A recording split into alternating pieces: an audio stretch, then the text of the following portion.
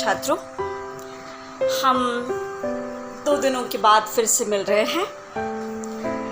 आज जो है वो 18 अप्रैल है और आज जंगल जहाँ से शुरू होता है कि इसके पूर्व के 8 वीडियोज़ में हम लोगों ने करीब 28 अध्यायों पर बात की थी।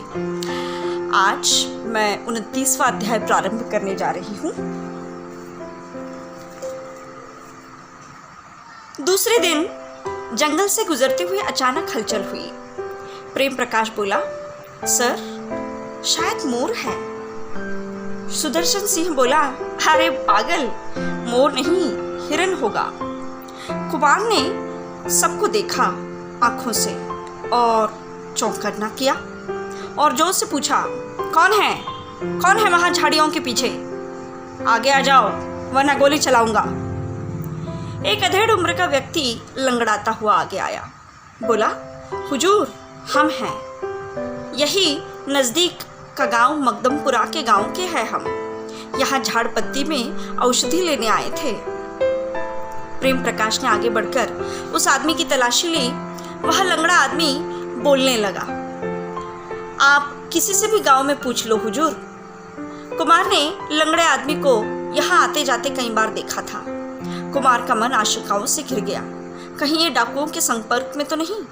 क्या यहाँ डाकुओं को जरूरत की चीजें तो पहुंचाता नहीं होगा? वगैरह वगैरह। वह आदमी चला गया। कुमार ने इस आदमी पर नजर रखने के लिए कहा था।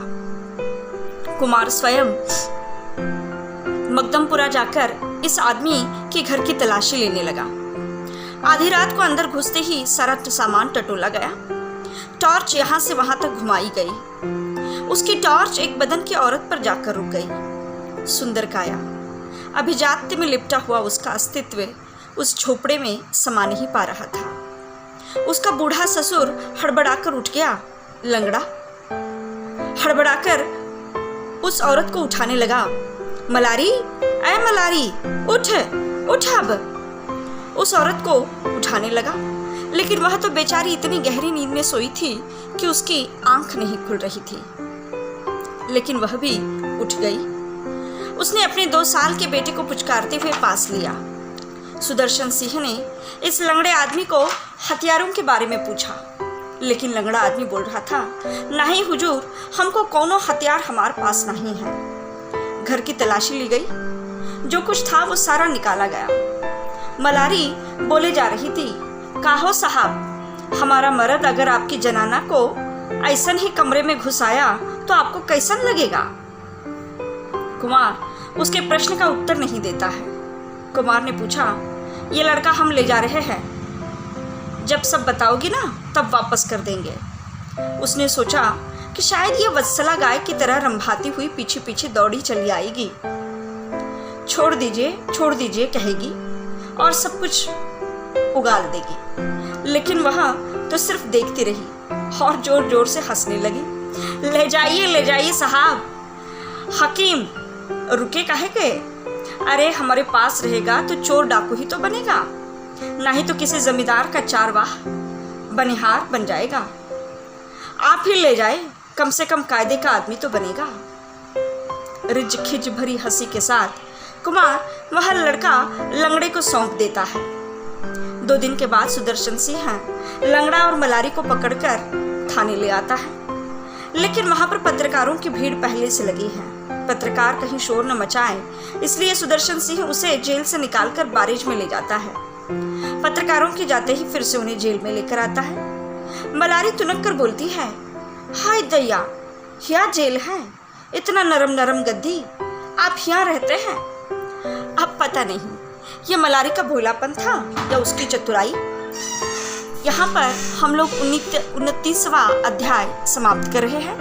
मैं तुरंत 30वां अध्याय प्रारंभ करने जा रही हूँ। इस अध्याय में पांडे जी और कुमार मिलकर एक पार्टी बनाते हैं। वही पांडे जी उसे थोड़ा बहकाते हैं। पहले ही कुमार की आंखों में मल्हारी तो पहले से ही फंस गई थी। वह कहाँ से निकलती? वह आधी रात को मलारी के झोपड़े में आता है। कुमार मलारी के सौंदर्य पर मुग्ध था। जैसे जैसे उसे पता चलता था कि उसका लंगड़ा ससुर बाहर है, तो अचानक वह वहां से निकल गया। कुमार, जिसके हाथ मलारी की ओर आगे बढ़ने वाले थे, वह पूछने लगा, कौन कौन आता है तुम्हारे पास? और मलारी कहने लगी, परिमा, परशुराम दोनों आते हैं। और फिर कुमार ने पूछा, काली आता है? मलारी बोली, ना, काली तो हमारा फुफेरा भाई है। जैसे ही कुमार को पता चला कि उसका लंगड़ा ससुर बाहर जाग रहा है, तो वह तुरंत वहां से भाग निकला। दूसरे दिन कुमार को थोड़ा सा बुखार था, सो कुमार की पत्नी अनीता स्वयं उसे बेतिया आकर पटना लेकर गई। पूरे 25 दिनों तक कुमार अपनी माँ, पिता, पत्नी, बच्चों के साथ रहा। वहां से निकलते समय हनुमान की पूजा की आराधना भी की। सारा परिवार मंदिर में गया था। माँ ने कुमार के हाथों पर ताबीज बांधी थी। निकलते समय कुमार ने अपने मन में निर्धार किया था कि अब परिवार के साथ इतना समय निकालकर अब हमें निकलना चाहिए। और गाड़ी में जैसे ही वो बैठा बेतिया जाने के लिए, तो उसने मनी मन में निर्धार कर लिया, अब नो पांडे, नो वाइन, नो वुमेन्स, सिर्फ ड्यूटी। यहाँ पर 30वां अध्याय समाप्त होता है। 31वां अध्याय मैं तुरंत प्रारंभ कर रही हूँ। आज दुसाधों की बराह पूजा है। उसके लिए अच्छा खासा मैदान चाहिए। सो 4 वाहनों ने उसे साफ किया और गंगाजल से उसे छिड़ककर मैदान बना दिया। मैदान के बीचों बीच हरे घास की फुनगी भी लहराता हुआ एक पताका लगा दिया। बामन टोली में सख्त मनाही की थी कि दुसाधों की पूजा में कोई न जाए। उस रात से सारे बामनों ने सुन्नर पांडे को अपनी जाति से बाहर कर दिया था। इस उत्सव में फेंकन जरूर आएगा भेष बदलकर। सुन्नर पांडे का विचार था कि अगर फेंकन एक बार आ जाए और एक बार उससे मुलाकात हो जाए और फेंकन एक बार पंचायत में आकर बोल दे कि पड़ायन का चरित्र बहुत पवित्र है, हमने पड़ायन पर कोई बलात्कार नहीं किया, और क्या पता फिर से सुन्नर पांडे पंचायत में गुहार लगाएंगे न्याय के लिए। उस दिन के बाद से पड़ायन तो एकदम सहम सी गई है बेचारी। अब तक कोई उसे बच्चा भी तो नहीं हुआ है। न जाने पड़ायन ने कहाँ मन्नतें नहीं मांगी। सुन्नर पांडे अपने घरी अपनी हारी हुई लड़ाई को किसी भी हाल में जीतना चाहते थे। वैसे पड़ायन ने सुना था कि दुसाधों का देवता बड़ा जागृत है, सो इस बार इधर मन्नत मांगने के लिए आना चाहती थी।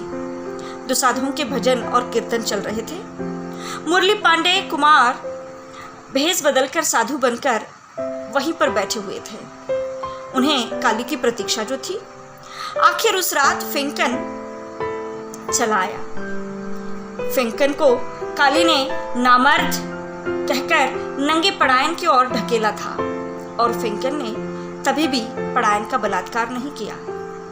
आज भी फेंकन को उस बात का थोड़ा पछतावा है कि पड़ायन को अपनी वजह से बदनाम होना पड़ा। शाम को फेंकन पूजा में आया और काली और उसके गिरोह को प्रसाद बांटकर गहलोत के परिवार की चर्चा होने लगी। गहलोत, इसका इतिहास लेखक ने थोड़ा संक्षेप में बताया है और साथ ही में ठाकुरों का इतिहास भी बताया है। यहाँ पर 31वां अध्याय समाप्त होता है। 32वां अध्याय मैं तुरंत प्रारंभ करने जा रही हूँ। काली ने जैसे ही जेब में हाथ डाला तो कुमार की दी हुई किताबें निकाली। नेनिया बोला, कुमार बाबू ने दी है। जगन बोला, किताबें तो नीम होती है, लेकिन बिना रस के क्या साधारण आदमी के लिए स्वर्ग होती है? काली बोलता है, अरे साधारण आदमी के लिए स्वर्ग तो केवल गेहूं की रोटी और भात होता है। काली फेंकन को पूछता है, कोनो खबर मिली विश्राम भैया की? कुमार साहब ने आश्वासन दिया था। फेंकन बोला, तुम भी उनकी बात पर विश्वास कर बैठे और हाथ पर हाथ धरकर बैठ गए। काली बोला, जिंदा है क्या? जिंदा है विश्राम भैया? फेंकन बोला, सगर दर्जी बोल रहा था कुमार साहब बीमार है, पटना में पड़े हैं इन दिनों, लेकिन इब्राहिम चाचा दर्जी की दुकान पर आया था, चाचा ने भर्राई हुए कंठ से बताया, आज जेल में विश्राम को एनकाउंटर में मारा गया, मार डाला विश्राम के भाई को, काली के भाई विश्राम को, रात 2 बजे के टाइम को। बोले जेल की 4 दीवारी को फांद करके भाग रहा था, लेकिन वो तो बेचारा चल भी तो नहीं पा रहा था, उसे उठा के लाना पड़ता था पूछताछ के लिए। लेकिन पुलिस और गवर्नमेंट के लोग जो बोले तो सच तो मानना ही पड़ेगा ना। लाश रखी है थाने के बाहर, शायद इस बहाने से काली आ जाए। 3 दिन बीत गए। एक दिन धांगड़ ने आकर बताया, लाश फूंकी गई है विश्राम भैया की। 3 दिन बीत गया था, बहुत बदबू आने लगा था भैया का बदन से। पलटू तुरंत बोला, हाय गऊ जैसा आदमी। जगन बोला, जाने भौजी पर क्या क्या बीत रही होगी। नरेना बोला, अब तो ई कसाई लोग चारे की तरह इस्तेमाल करेगा उका। धांगड़ बोला, उधर भौजाई का कोई खबर नहीं है काली। नरेना ने करवट ली, मायका से निकली तो जरूर थी, मगर बनकटा पहुंची नहीं किया। जगन बोला, वो साला जोगिया शुरू से ही शैतान था साला। मेहरारू खरीदना बेचना तो उसका धंधा है। पता नहीं भौजी को बहका के फुसला के कहाँ ले गया है साला कमीना। बात बात में आंसू बहाने वाला काली, उसकी आंखों में आंसू का एक कतरा तक नहीं था। निशब्द है, एक जगह की ओर बस तांके जा रही थी उसकी आंखें। यहाँ पर 32वां अध्याय समाप्त होता है।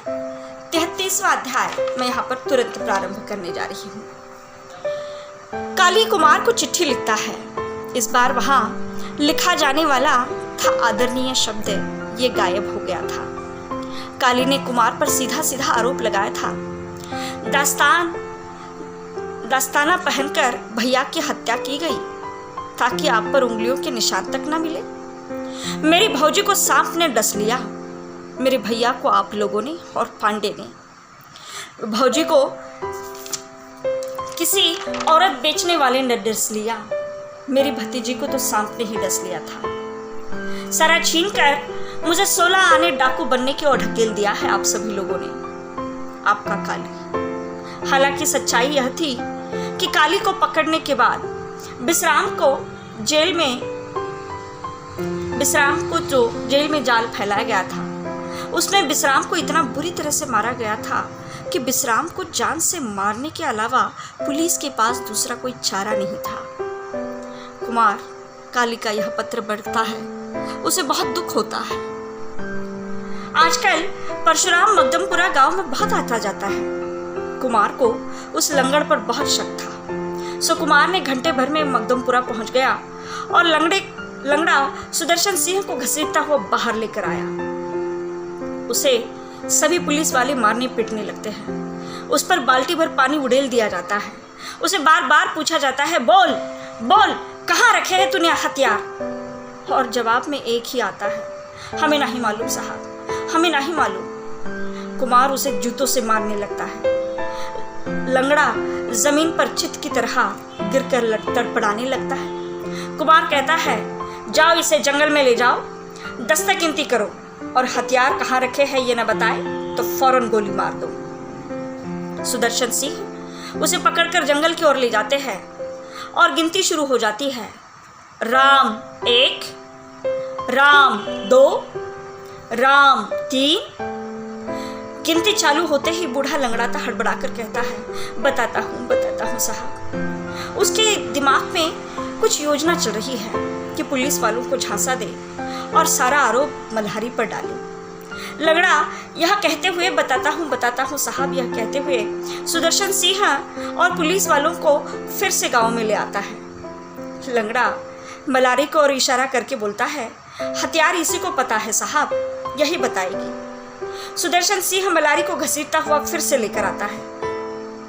गांव के आसपास के सभी लोग इकट्ठा हो गए हैं। कुमार बार बार पूछने लगता है, बोल मल्हारी, कहाँ है हथियार? मल्हारी तिरछी नजरों से कुमार को देखने लगती है और बोलने लगती है, क्यों बाबू, क्या सच में बताओगे हमें? और देखकर मुस्कुराती है। दाग दोगे हमें? ए हकीम, कलेजे पर तो अपना नाम ही लिख दो। कुमार उसकी ओर नजरें नहीं मिलाता, क्योंकि कुमार ने उस रात मलारी के साथ घुसकर उसके साथ घर में जो कुछ करने की कोशिश की थी, उसको लेकर कुमार का मन बड़ा भयभीत था। वह मलारी के सौंदर्य पर मुग्ध होकर कुछ क्षणों के लिए बहक जो गया था। उसे डर लग रहा था कि मलारी कहीं 4 लोगों के बीच में उसका यह राज उगाल न दे। वह हड़बड़ाकर वहां से उसे आंखें चुराकर तुरंत उससे दूर जाकर खड़ा रहता है। सुदर्शन सिंह उसके पास आता है और बोलता है, साहब, यह आपको ऐसा नहीं बताएगी। मलारी कातर स्वर में बोलती है, ए हुजूर, सुनो ना। प्रेम प्रकाश ने बड़ी बेदर्दी से उसकी पिटाई शुरू कर दी। अरे साली रांड कहीं की, बताती नहीं हथियार कहाँ है? बोल साली, बोल बंदूक कहाँ है? डकैतों ने सीधा संपर्क में रहती है साली। प्रेम प्रकाश उसे घसीटता हुआ पीटने लगता है और अपना बेल्ट खोलता है।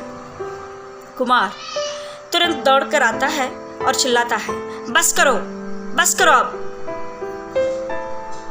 देखो, मलारी की ओर देखकर कहता है, तुम पर ज्यादा जाती हो गई है। ये लो, 100 रुपए रख लो। और उसके हाथ में 100 रुपए रखता है। रखते समय कुमार के हाथ थोड़े कांपने लगते हैं, ऐसे जैसे मलारी उसे पूछ रही हो, बाबूजी, ये 100 रुपए क्या उस दिन के अय्याशी के दे रहे हो या आज के? सुदर्शन सिंह आता है और कान में बोलता है, सर, हथियार तो हिया पे ही है, थोड़ा करेजा आप कड़ा कर लीजिए। सुदर्शन सिंह मलारी के पास आकर पूछता है, आखिरी बार पूछ रहा हूं मदरचोद, बोल। और राइफल उसके पेट में डालता है। कुमार उस समय के लिए अंधा और बहरा बन चुका है। मलारी उसकी मार और पिटाई बर्दाश्त नहीं कर पाती और कहती है, ओ साहब, वो बोरी में रखा है, ले लो। और जमीन खोदकर एक बोरी बाहर निकाली जाती है। बोरी में राइफलें जैसी की वैसी जीप में डालकर लाई जाती है। मलारी कुमार के कदमों में जाकर गिरती है, हमको छोड़ दो हकीम, हम सबका पकड़वा दे। कुमार पूछता है, कैसे? मलारी कहती है, कल सबको दारू चुबाएगा, उस सबको बुलाएगा, पी पी कर सब होश गवा बैठे तो कल रात आप आके सबको पकड़ लिएगा। कुमार अपने साथियों के साथ परामर्श करता है कि क्या मलारी पर हम लोग विश्वास कर सकते हैं? क्या मलारी जो कह रही है क्या वो कर सकती है? और यह तय होता है कि मलारी को छोड़ दिया जाए, तो हो सकता है इसी के बहाने से हम और 2 डाकू पकड़ पाए। यहाँ पर 33वां अध्याय समाप्त होता है। 34वां अध्याय मैं तुरंत प्रारंभ करने जा रही हूँ। कुमार को अब दूसरे दिन का इंतजार है। उसे लगता है कि कंट्रोल रूम से सारी खबर डीआईजी साहब को दी जाए, लेकिन उसे ऐसा लगता है कि ज्यादा हड़बड़ी न करे तो अच्छा है। रात भर कुमार मलारी के बारे में सोचता है। वह कोई हिरनी नहीं, पुष्चला है, पुष्चला। डाकुओं को शेल्टर देती है। एक सुंदर औरत होने के नाते उसे भोगना और एक क्रिमिनल होने के नाते उसे इंटरोगेट करना दोनों गलत तो नहीं है। यह सोचकर कुमार सो जाता है। यहाँ पर देखिएगा, यहाँ पर हम लोगों ने 29, 30, 31, 29, 30, 31, 32, 33, 34 इन 6 अध्यायों पर हम लोगों ने बात की है।